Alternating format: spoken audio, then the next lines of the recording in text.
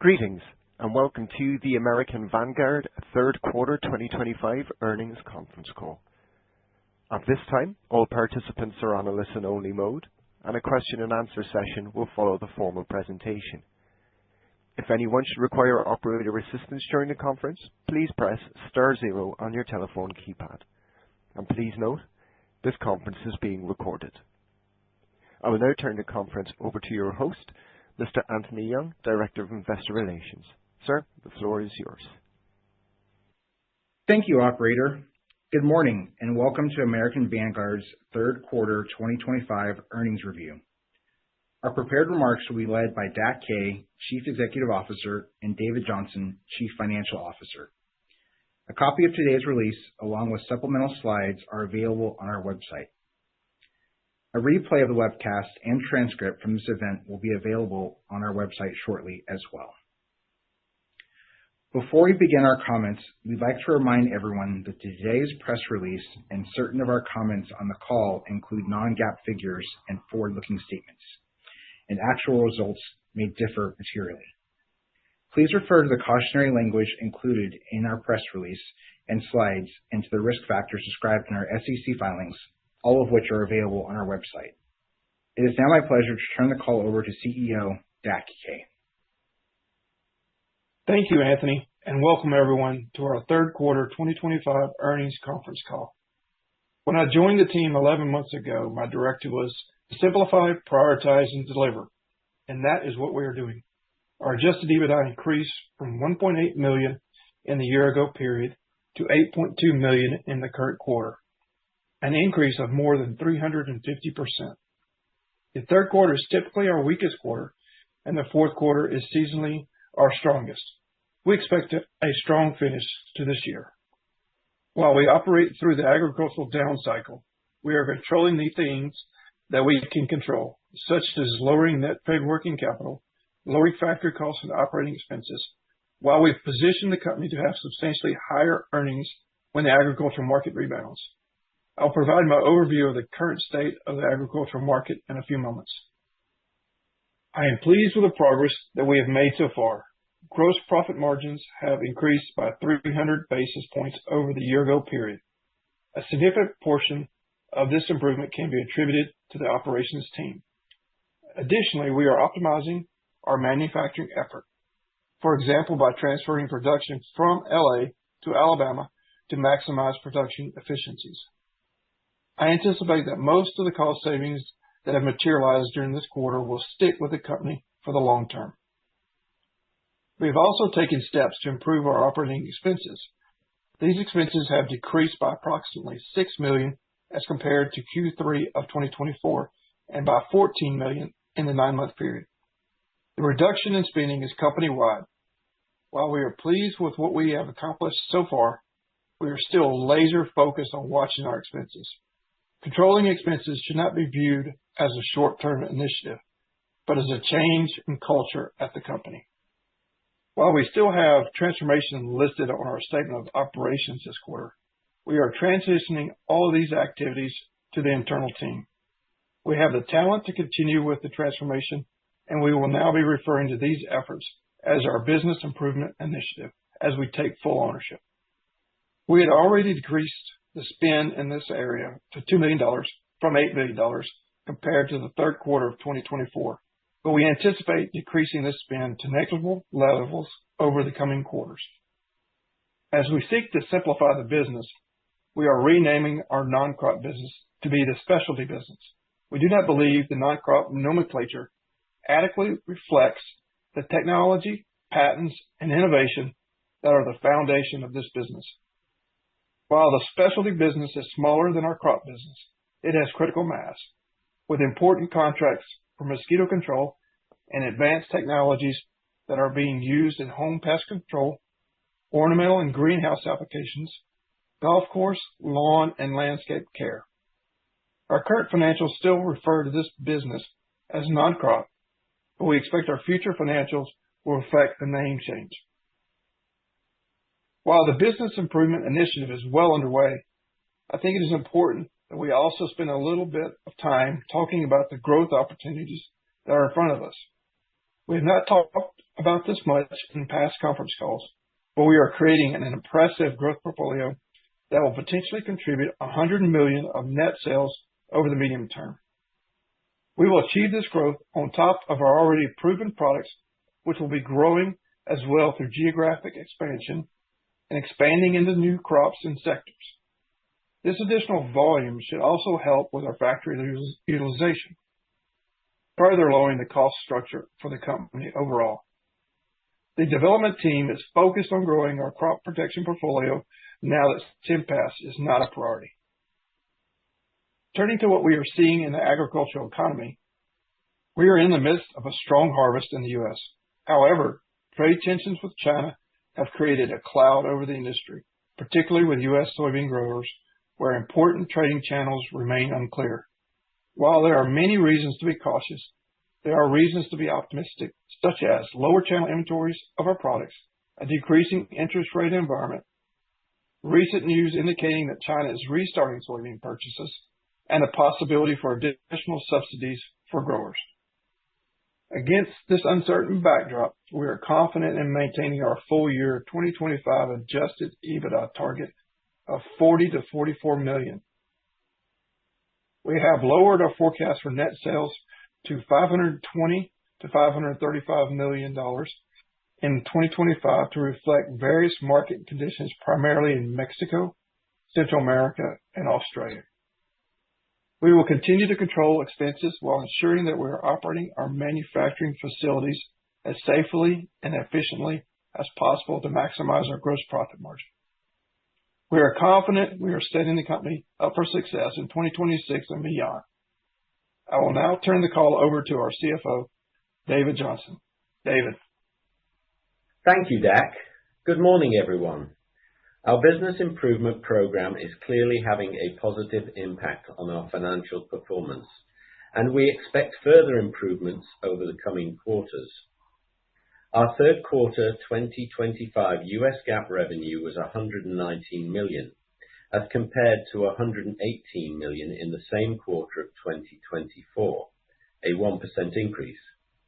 We should note that the third quarter of 2024 revenue was impacted by a non-recurring item, and that the adjusted revenue would have been $130 million in the prior year. Quarter over quarter, our U.S. crop business performed well and offset weaker performances for both our specialty and international businesses.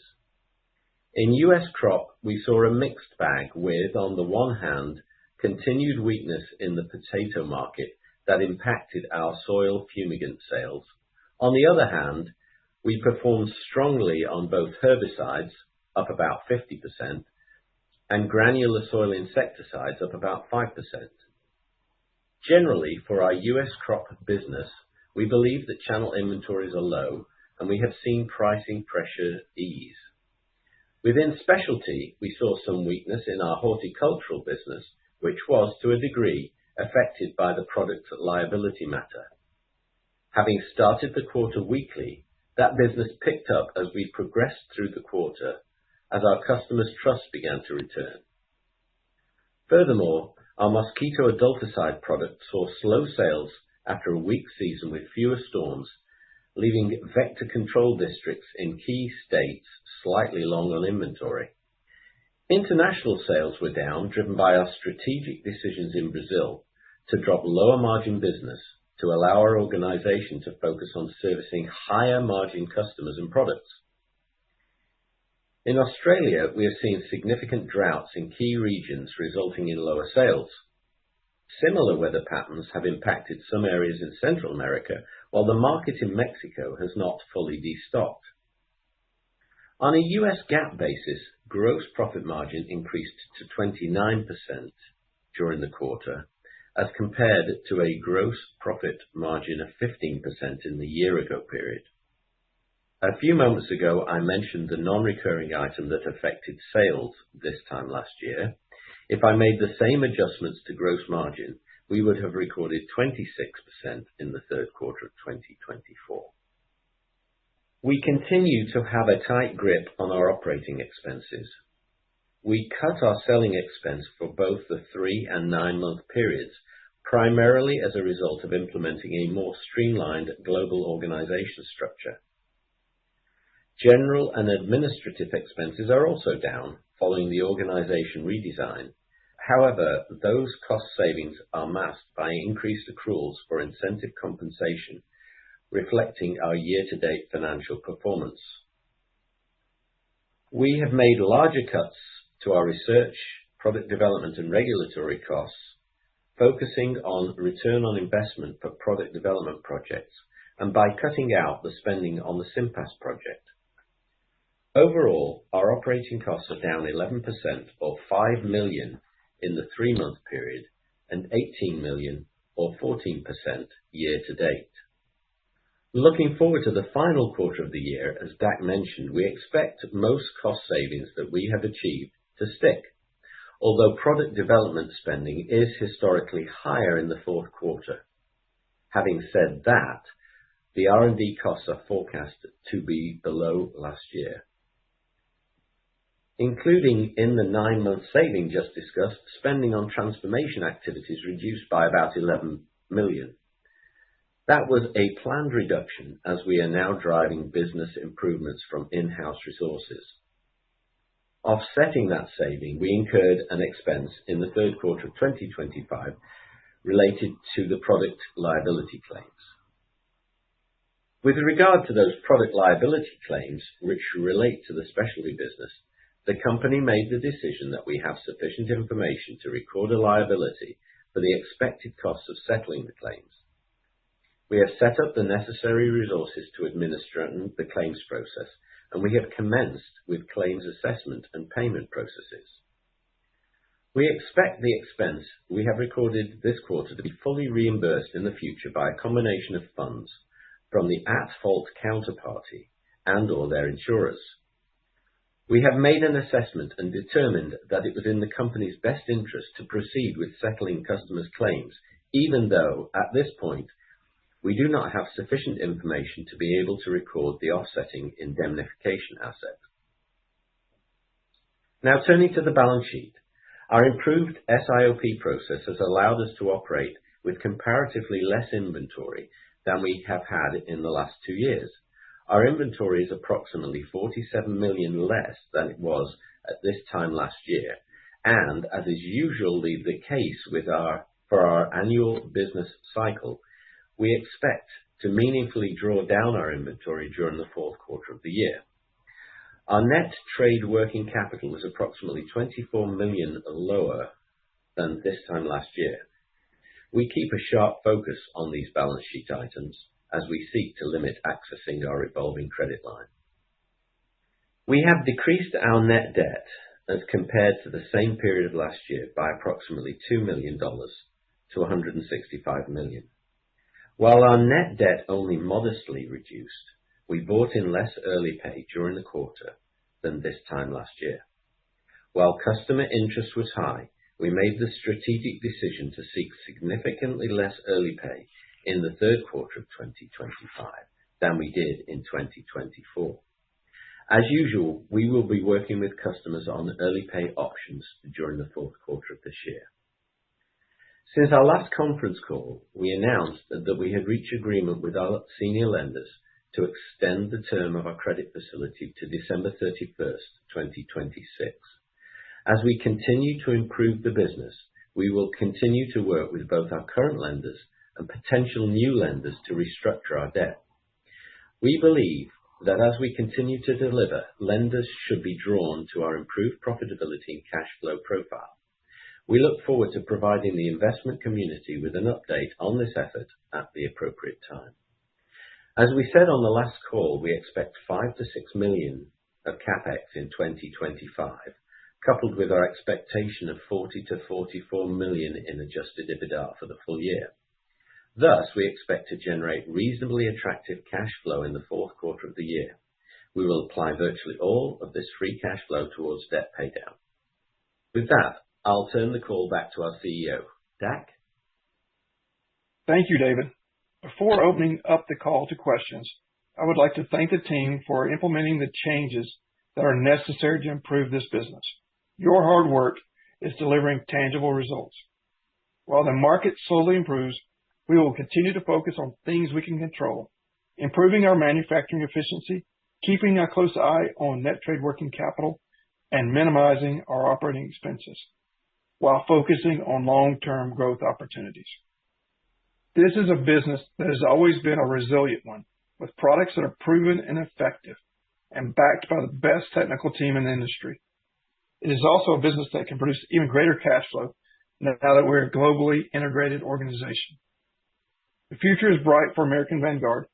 With a robust product pipeline, improved cost structure, and a focused team, we will remain on track to be the trusted provider of proven agricultural and environmental solutions. With that, I'll open up the call to questions. Operator? Thank you. At this time, we will be conducting our question and answer session. If you would like to ask a question, please press star one on your telephone keypad. A confirmation tone will indicate your line is in the question queue, and you may press star two if you would like to remove your question from the queue. For participants using speaker equipment, it may be necessary to pick up your handset before pressing the star keys. One moment please while we poll for questions. Thank you. Our first question is coming from Mike Harrison with Seaport Research. Your line is live. Hi, good morning. Good morning, Mike. Good morning. I was hoping we could start out by talking a little bit about some of the trends that you're seeing across the different portions of your business. You know, maybe starting with the strength in U.S. crop. It sounds like the herbicides area was very strong for you. Can you talk about what was driving that and maybe how you're feeling about momentum into the fourth quarter and into the first part of next year? Sure. Yeah, U.S. crop was very performed very well in Q3. As you mentioned, the herbicides impact and vote were performed very well year over year, as well as the Aztec in the quarter. What we're seeing is more normal demand in the U.S. crop business. Therefore, we're not having to incentivize as much as we did in Q1. There's a lot more upbeat around in the channel with distribution.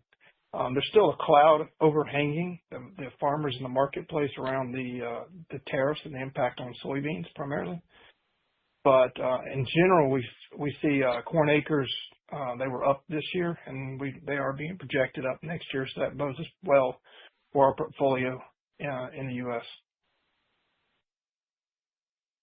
Right, and then on the non-crop or what you're calling the specialty side of the business, it sounds like maybe the product liability situation dragged on part of that business. Is that something that is more of a one-time issue and we get back to growth in specialty as we look into the fourth quarter?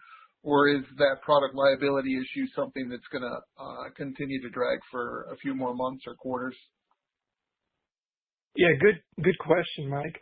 From an accounting standpoint, we've gone ahead and recognized the impact of that potential claim. We still have the offset that we're working through, the mitigation there, and we fully believe that we're going to get reimbursed for our claim there. We are completely not at fault, and the counterparty is related. It was a drag on the first part of Q3 in the specialty business.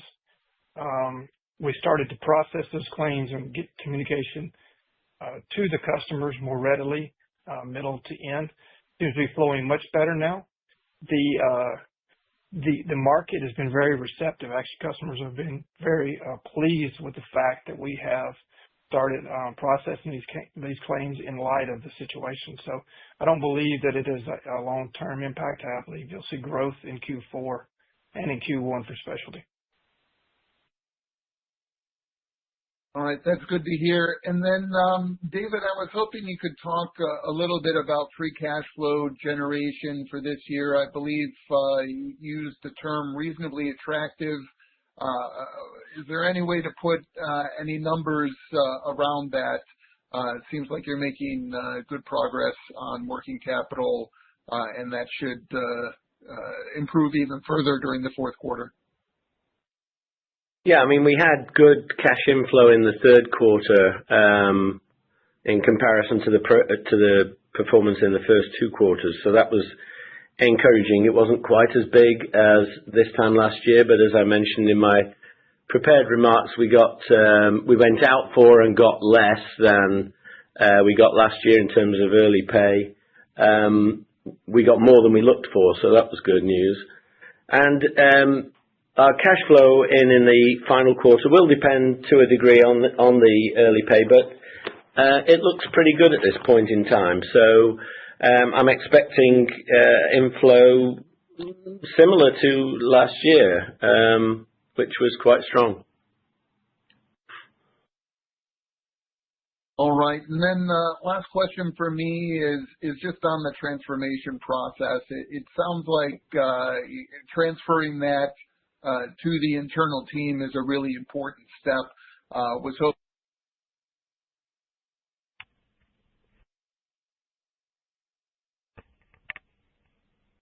Did we lose Mike?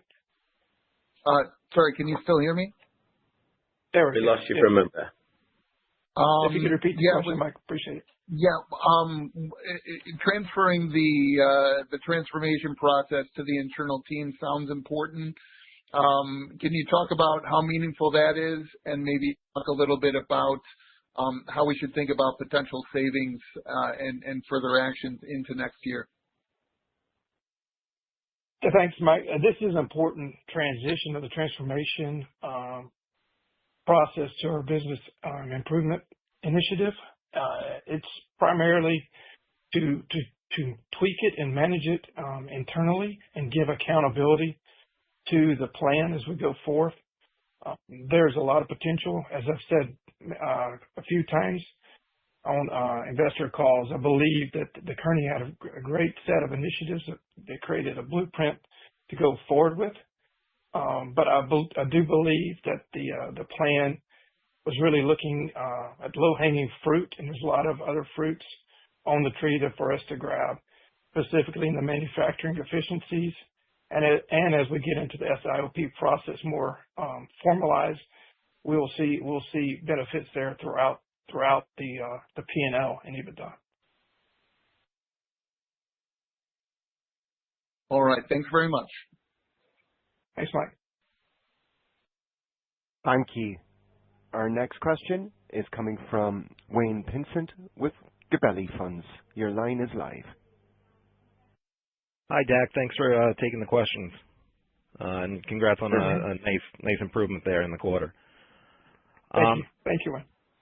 Just wanted to, a competitor on their call recently noted increased generic pressure in the market. Just wanted to get your thoughts there and if that's impacting you guys at all. I know you noticed that pricing is starting to stabilize, but any color there? Yeah, not speaking directly to the competitor situation, but in our situation, we have one product that underwent competition over the last couple of years. Quite honestly, we feel like we're in a very good spot this year, and we've seen an increase in volumes due to various market conditions, I would say.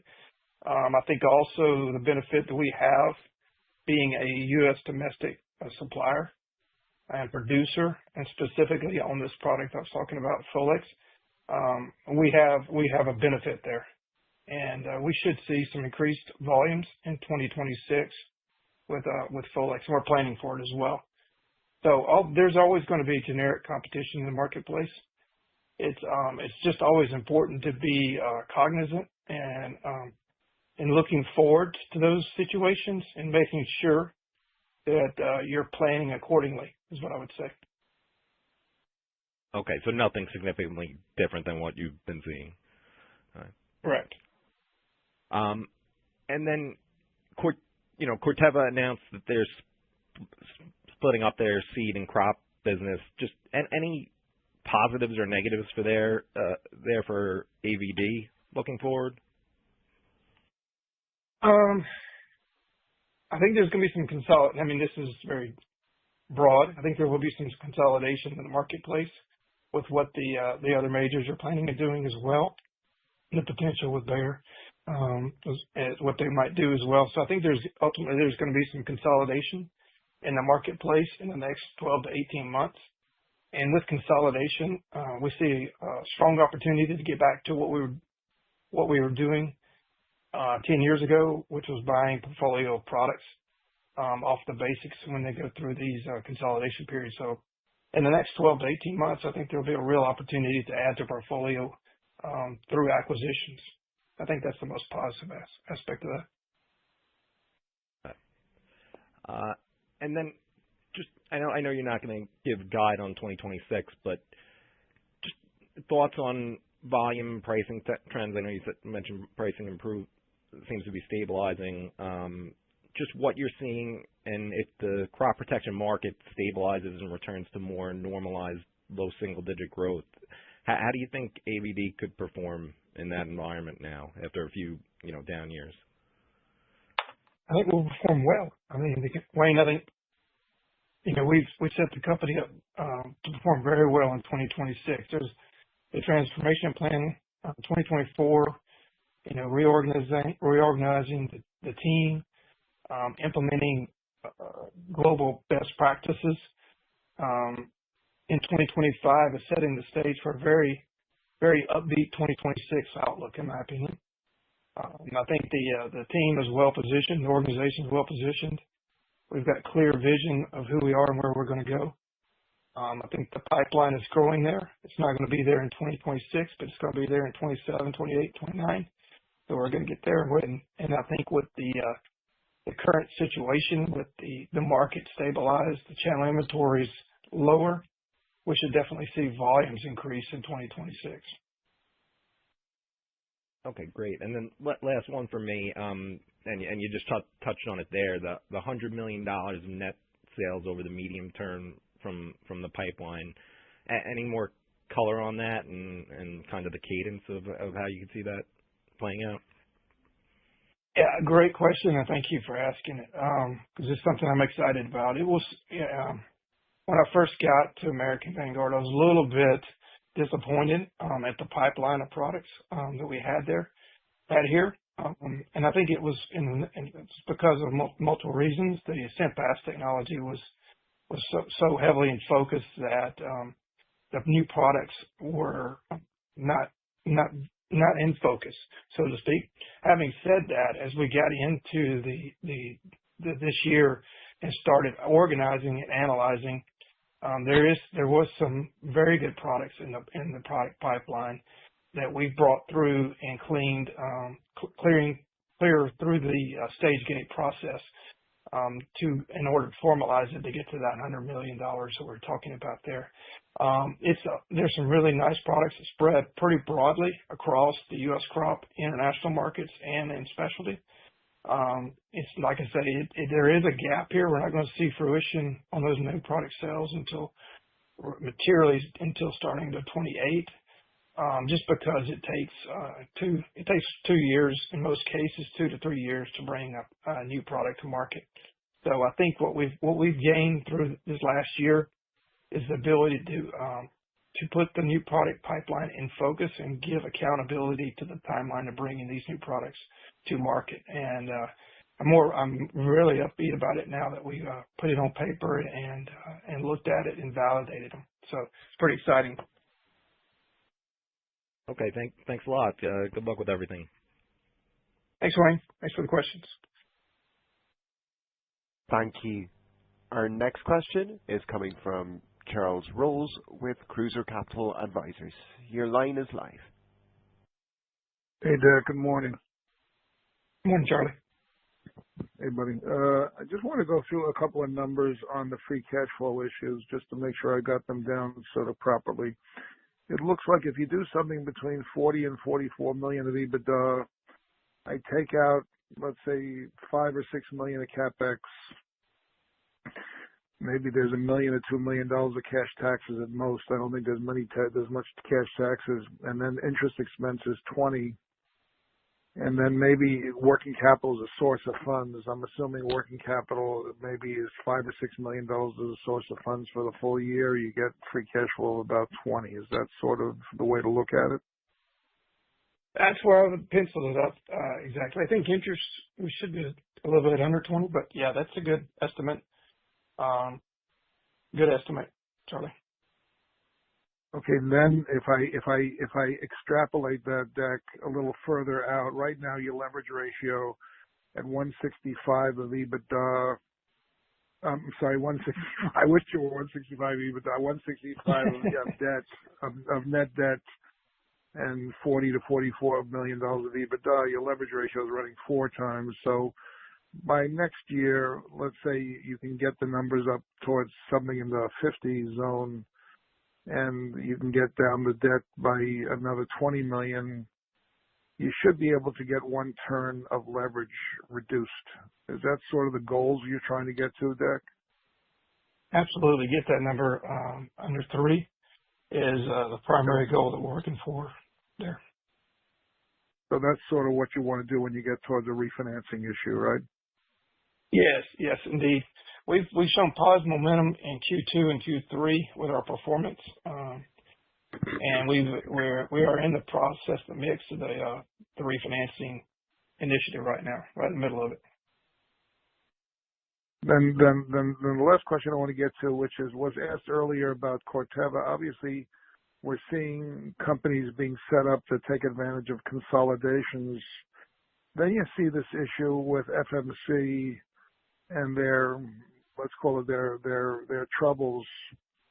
Can you give us some color on that situation too, Dak, if you could, just to say if there's something more problematic there, or is it something that's not as problematic as the market's suggesting? I'd love to hear your color on this whole thing, because we're seeing now differentiation between different issues of the ag industry.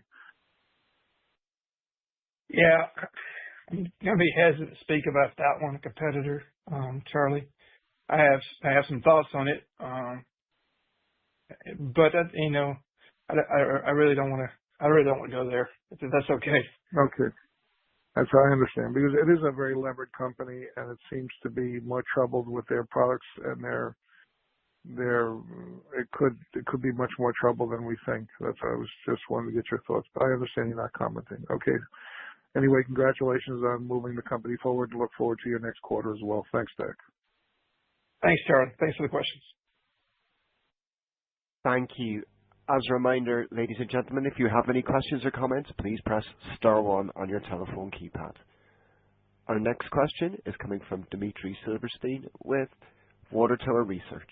Your line is live. Good morning, gentlemen. Thank you for taking my question. Congratulations on a solid quarter. I just curious to dive in a little bit more in your gross margin improvement. 300 basis points on adjusted gross margin year over year, given what's going on in the industry, is pretty impressive. So I was just wondering if it had more to do with the manufacturing improvements you've made over the last year. Was there some pricing or mix involved? So what were the major buckets that allowed you to get that 3-point improvement on a year-over-year basis? Yes, Dimitri, great question, and thanks for asking it. I think it's a combination, not one specific thing there. It's a combination of sales starting to flow more easily into the marketplace, specifically in the U.S., without so much incentives. 2, I think the SIOP process is allowing for that inventory replacement cost to be funneled through the P&L now, as we've worked off a lot of that old inventory, which is helping the margin. But I think also the manufacturing efficiencies which is both the combination of focus on the manufacturing activities as well as the coordination and communication between demand planning, production planning, and procurement is allowing for expand margin there as well. So I think it's a combination of several things, and mostly it's the great teamwork that we've got going on at American Vanguard. Thank you for that granularity. So it sounds like you didn't have to be as promotional this quarter as you did this time last year, so pricing or mix may have improved a little bit, in addition to your internal improvements as far as manufacturing costs themselves are concerned. Is there anything in your, as you kind of look out towards the end of the year and early in 2026, any concerns on the raw material situations? Anything giving you issues or giving you reason to expect that your costs are going to be going up, faster than inflation, let's call it? No, Dimitri. I mean, we're really not. I mean, we've analyzed the tariff impact heavily.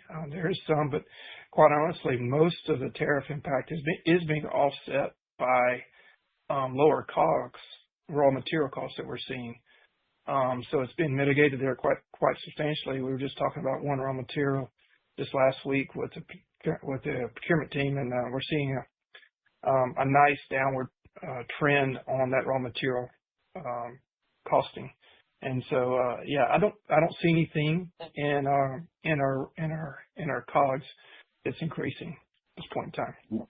Wonderful. And then the last question, just sort of the mood in the marketplace. You talked about inventories getting more kind of in a more appropriate level in the supply chain and for yourself internally. Given that there's a pretty strong outlook, you mentioned increased acreage likely again next year in North America. Would you expect your season in the fourth quarter and the first quarter to proceed in a more normal way, where demand in the end market is actually reflected in your results, and not so much from inventory clearing out of the channel? Yes. Personally, I think the inventory, and not personally, what we see from our data, from the systems, the third-party processor that we get as our inventories in the channel, our products are very low, or lower in relation to prior years. And so we feel that the inventories are down. So the normalized buying is coming back. Now, what the normalized buying is not we don't believe is going to be building inventories. But on an annual basis, the product being bought and sold should be consistent. So we don't feel at this point in time, unless there's a black swan event, that they will start building inventories again to the level they did right before COVID, just because the market has enough supply, and the customers know that now. Understood. Thank you very much. That's all the questions I had. Thank you, Dimitri, for the questions. Thank you. Ladies and gentlemen, we have reached the end of our question and answer session and of our call. This will conclude today's call, and you may disconnect your lines at this time. And we thank you for your participation.